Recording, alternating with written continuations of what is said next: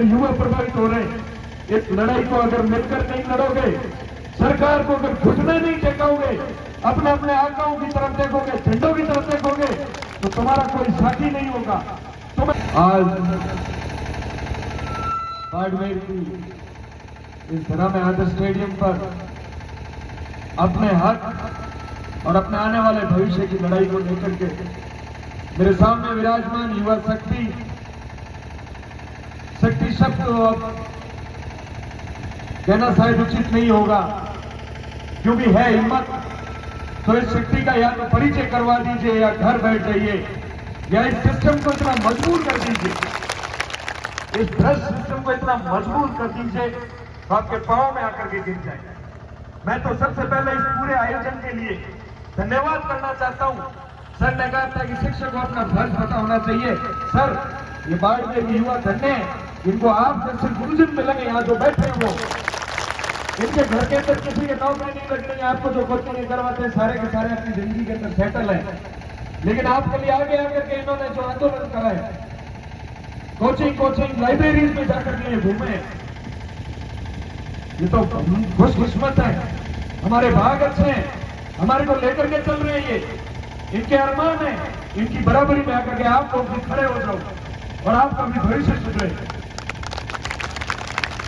लेकिन मेरा मंच के माध्यम से निवेदन रहेगा उन पक्काओं से जो अलग अलग झंडों के तले खड़े रहते हैं, चाहे राजेंद्र किसी झंडे का होगा या राजेंद्र का भाई कोई और झंडा लेकर खड़ा होगा, या ये युवा जिनको आगे बढ़ाते हैं उन पार्टियों के नेता किसी झंडे के आगे खड़े होंगे। अगर इनका भविष्य नहीं सुधारोगे तो तुम्हारे ये झंडे उतार के फेंक देंगे। और युवाओं, मैं तुम्हें कहना चाहता हूं, ये बाड़मेर की धरती है, यहां से आज तक जो आंदोलन खड़ा हुआ है, चाहे 30 साल पहले खड़ा हुआ हो, यहां से 1 साल पहले कोई आंदोलन खड़ा हुआ हो, उसने हमेशा जीत हासिल की है। आरक्षण का आंदोलन जो आज 7 साल पहले शुरू हुआ था, उसकी मूल जड़ खत्म हुई है। उसके आने वाले जो और 2 चरण है, उसकी लड़ाई लड़ रहे हैं। मैं वादा करता हूं मजबूती से लड़ेंगे, पार पड़ेंगे। लेकिन आज जो पूरे राजस्थान के अंदर युवा प्रभावित हो रहे हैं, इस लड़ाई को अगर मिलकर नहीं लड़ोगे, सरकार को अगर घुटने नहीं टेकोगे, अपने अपने आकाओं की तरफ देखोगे, झंडों की तरफ देखोगे, तो तुम्हारा कोई साथी नहीं होगा, तुम्हें कोई आगे नहीं बढ़ाएगा, गुरुजनों के अरमान यहीं गिर जाएंगे। इस मजबूती से रहना है हमको। हिम्मत हो गई सरकार से किसी की आती है, जो विपक्ष में बैठा हुआ नेता है वो आरोप लगा देता है, सरकार के नेता है वो पल्ला झाड़ देते हैं कि साहब हमने पेपर को निरस्त कर दिया। क्या मतलब रहा इन लोगों मेहनत का?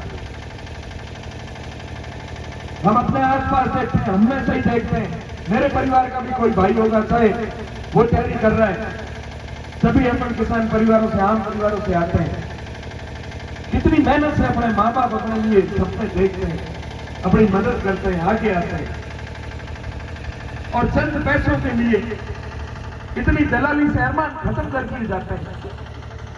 इस पेपर से कई युवाओं ने आत्महत्या करी है। सरकार ने या इस सिस्टम के अंदर बैठे हुए इन लोगों में अगर शर्म बची है तो इन युवाओं के साथ न्याय करना पड़ेगा।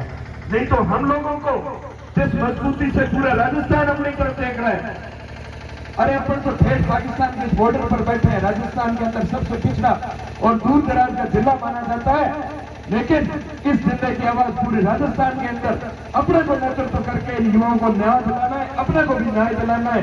लेकिन इन सब गुरुजनों के मार्गदर्शन के अंदर हम सबको खड़े रहना है, आगे लड़ना पड़ेगा। अगर अपन लड़ेंगे नहीं तो इस सिस्टम के खिलाफ, भ्रष्ट सिस्टम के खिलाफ कोई आवाज नहीं उठाएगा। देख लीजिए कितने नेता आज सड़कों पर आए हुए होंगे, सब लगभग सब जिले में कहीं न कहीं युवाओं ने कोशिश करी है, हर जगह गए, हर नेता के पास गए, कितने लोग आए सड़कों पर, कितना ने इसमें सहमति जताई, कोई नहीं आता।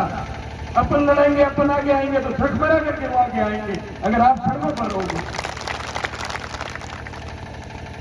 सिस्टम ही ऐसा हो गया, भ्रष्ट हो गया, वरना पेपर क्या हिम्मत आउट हो जाए, उस शिक्षक की क्या हिम्मत की वो बस में बैठ करके पेपर सॉल्व कर ले। सिस्टम खत्म हो गया, शर्म नाम की, इंसानी नाम की चीज ही नहीं बची होती, सिर्फ पैसा दिखता है। कहां से पेपर प्रिंट हुआ है, कहां आगे गया है, कैसे आउट हुआ है, कोई उस पर जाना ही नहीं चाहता है। किसी भी सरकार रही हो, पहले की देख लो, अब की देख लो, ये सब लोग जैसे पेपर आउट हुआ, हमने पेपर निरस्त कर दिया है। सरकार ने बहुत बड़ी सफलता हासिल की, 10 जनों को गिरफ्तार कर दिया। क्या किया है 10 जनों को गिरफ्तार करके? अरे इसमें से मेरे 50 भाई भाषा बनते, तुम दोगे उनकी जिंदगी, उनका भविष्य दोगे तुम? इस बात पर हम सवाल नहीं उठाते। आज अगर मजबूती आपने यहाँ दिखाई है ना, आए हो ना आगे स्टेडियम के अंदर, अगर आप इकट्ठे हुए हो, आज से पहले पेपर आउट में नहीं हुए थे, आप आए हो ना, इस मजबूती को रखना बरकरार, चाहे वह कोई खड़ा हो नहीं हो। अगर आप रहोगे मजबूती से आगे दौड़ोगे तो इस सिस्टम को सुधारना पड़ेगा, झट मारा के करना पड़ेगा। मैं धन्यवाद देना चाहता हूं और गुरुजनों को यहाँ बैठे इन सबका पुण्य शायद इनको इसी जिंदगी में मिलेगा। हम सब बच्चों को दुआएं भी लगेगी, बस सर आप मजबूती से हमको गाइड करते रहना, आप आगे बढ़ते रहना। ये युवा हमारी लड़ाई की जीत हमारी मजबूती में, एकता में रहेगी। यहाँ रहोगे मजबूती से, लड़ोगे इस सिस्टम के खिलाफ, तो अपने आप से कोई सिस्टम के अंदर बैठा है घुटने टेकेगा। आप सबने मुझे बोलने का मौका दिया, सुना, धन्यवाद बहुत बहुत।